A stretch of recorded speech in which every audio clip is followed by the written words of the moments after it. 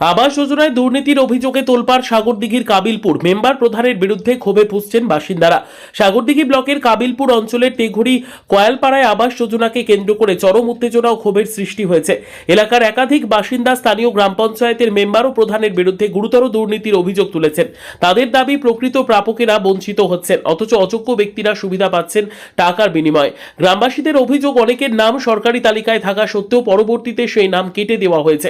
বিষয়টি নিয়ে সাগরদিঘির বিধায়কের কাছেও একাধিকবার জানানো হলেও এখনো পর্যন্ত কোনো সুরাহা মেলেনি বলে দাবি তাদের। ফলে এলাকায় ক্ষোভ ক্রমশ বাড়ছে। এলাকার প্রায় ৮০ বছর বয়সী এক বৃদ্ধ চোখে জল নিয়ে জানান, তার থাকার মতো কোনো পাকা ঘর নেই। বহুবার তিনি স্থানীয় মেম্বার ও প্রধানের কাছে আবেদন করেছেন, এমনকি দিদির হেল্পলাইন নম্বরে অভিযোগ জানিয়েছেন। তারপরেও আজ পর্যন্ত তিনি আবাস যোজনার ঘর পাননি। তিনি বলেন, এই বয়সে মাথা গোজার ঠাঁই নেই, কতবার বলেছি কেউ শোনেনি। ওই বৃদ্ধ আরও অভিযোগ করেন, তার প্রায় ৭৫ বছর বয়সী স্ত্রীর বার্ধক্য ভাতার জন্য স্থানীয় মেম্বারকে ১,০০০ টাকা দেওয়া হয়েছিল, কিন্তু সেই টাকা ফেরতও দেওয়া হয়নি, আবার ভাতার ব্যবস্থাও হয়নি। ফলে চরম আর্থিক কষ্টে দিন কাটাতে হচ্ছে তাদের। অন্য এক বাসিন্দা জানান, তার থাকার মতো পাকা ঘর তো দূরের কথা, একটি পাটকাঠির তৈরি ঘর কোনো রকমে দাঁড় করিয়ে তার উপর ফাটা টিন চাপিয়ে বসবাস করছেন। বৃষ্টি হলে ঘরের ভেতর জল পড়ে, ঝড় উঠলে আতঙ্কে রাত কাটে। প্রধান ও মেম্বার নিজের চোখে তাদের সেই দুরবস্থা দেখছেন বলেও দাবি তার। তবুও দুবার তার নাম আবাস যোজনার তালিকা থেকে কেটে দেওয়া হয়েছে বলে অভিযোগ। সবচেয়ে বিস্ফোরক অভিযোগ, যারা প্রকৃত অর্থে ঘর পাওয়ার যোগ্য নন, তাদের অর্থাৎ যাদের পাকা দোতলা বাড়ি রয়েছে, তারাও নাকি আবাস যোজনার ঘর পেয়েছেন। স্থানীয়দের দাবি, টাকা দিতে পারার কারণেই তারা সুবিধা পেয়েছেন, আর যারা টাকা দিতে পারেননি তাদের নাম তালিকা থেকে কেটে দেওয়া হয়েছে বলে অভিযোগ উঠেছে মেম্বার ও প্রধানের বিরুদ্ধে। এছাড়াও স্থানীয়দের একাংশের অভিযোগ, সংশ্লিষ্ট মেম্বার নাকি নিজেকে বিডিও মনে করেন এবং সাধারণ মানুষের সঙ্গে দুর্ব্যবহার করেন। এই ধরনের আচরণে এলাকাবাসী অপমানিত ও ক্ষুব্ধ বলে জানান তারা। গ্রামবাসীদের প্রশ্ন, যদি প্রকৃত গরিব ও অসহায় মানুষই ঘর না পান, তবে এই প্রকল্পের উদ্দেশ্য কি? কেন অযোগ্য ব্যক্তিরা সুবিধা পাচ্ছেন? কেন অভিযোগ জানিয়েও কোনো পদক্ষেপ নেওয়া হচ্ছে না? এই ঘটনাকে ঘিরে তেঘরি কয়ালপাড়ায় ব্যাপক চাঞ্চল্যের সৃষ্টি হয়েছে। ক্ষুব্ধ বাসিন্দারা অবিলম্বে নিরপেক্ষ তদন্ত, প্রকৃত প্রাপকদের তালিকা পুনর্বিবেচনা এবং দোষীদের বিরুদ্ধে কঠোর প্রশাসনিক ব্যবস্থা গ্রহণের দাবি জানিয়েছেন। এখন দেখার বিষয়, প্রশাসন এই গুরুতর অভিযোগের কতটা দ্রুত ও কার্যকরী পদক্ষেপ দেয়।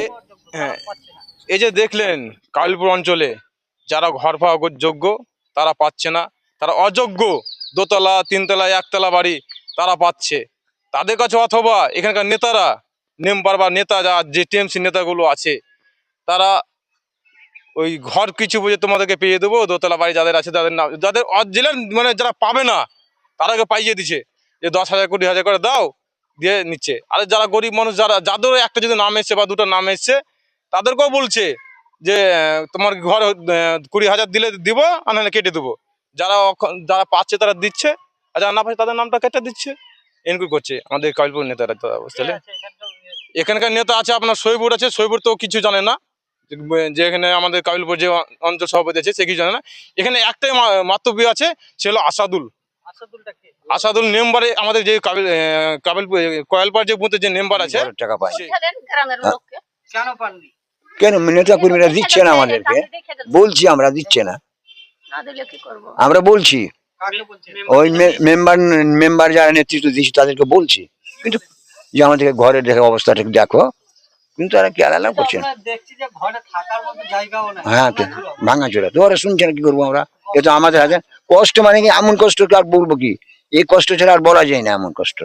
আপনাদেরকে দুজন কি তো দেখছি অক্ষম। হ্যাঁ, দুজনই অক্ষম, তো হাঁটতেও পারছি না। হ্যাঁ, এখানে প্রধান বা মেম্বারকে জানানো? হ্যাঁ, সব ওরা সব জানে, কোনো অসুবিধা নেই। বয়স কত আপনার? আমার বয়স ৮০-৮২ হবে। বার্ধক্য ভাতা হয়েছে? হ্যাঁ, আমারটা কোন রকম করেছি, ওই প্রথম যেবার ওই এত, আরে এই বার্ধক্য ভাতা নেতারাকে টাকা দিয়ে এখন পর্যন্ত করতে পারি না, ১,০০০ টাকা দিয়েছি যে করে দাও। করতে পারি।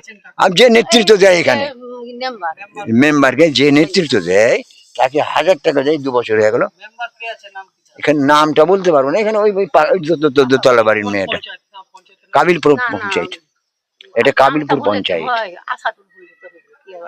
হ্যাঁ হ্যাঁ, জল দেখতে পাচ্ছেন, সব তিরপাল দেওয়া আছে, দেখবেন সমস্যা, পরগাছা দেওয়া আছে। কি নাম আপনার? আমার নাম জিল্লার রহমান, এটা তেঘুরি কয়ালপাড়া।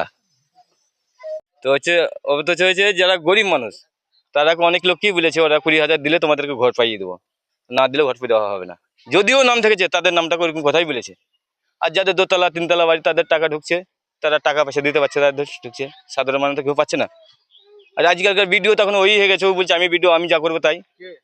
আসাদুল, এটা সে তৃণমূলেরই নেতা আসাদুল, ওর নাম হলো আসাদুল। না ও কিছুই নয়, এমনি এখানে কর্মদক্ষ না কি বলছে, কোনো পদ আছে সেই টিএমসির পদে, ছোট পদে। হ্যাঁ আমি ভিডিও, ওই দাবি করছি আমি ভিডিও, যাকে যেই বলছে কিছু তাকে বলছে আমি তো নিজে ভিডিও। এখানকার বিধায়ক কি আছে? এখানকার ভিতরে বাইরেন বিশ্বাস তাকে কি জানানো হয়েছে? কতবার জানা, ওই জানার শেষ আছে নাকি? ওকে বলা হয়েছে, ও কিছু বলে না, দেখছি বিষয়টা এরকম কথাই বলে। বিধায়ক হিসেবে কেমন ও? বাইরেন বিশ্বের বিধায়ক হিসেবে তো আমরা খারাপ বলতে বলা যাবে না, যেহেতু এখানে আছে, নাহলে পাস করলো কেন? এখন কি হবে সেটা বলতে পারবো না, এখন কি হবে, পাস করবে কি করবে না। আমার নাম ইদুল হাসান, বাড়ি কালপুর, তেগরি কোয়ালপাড়া।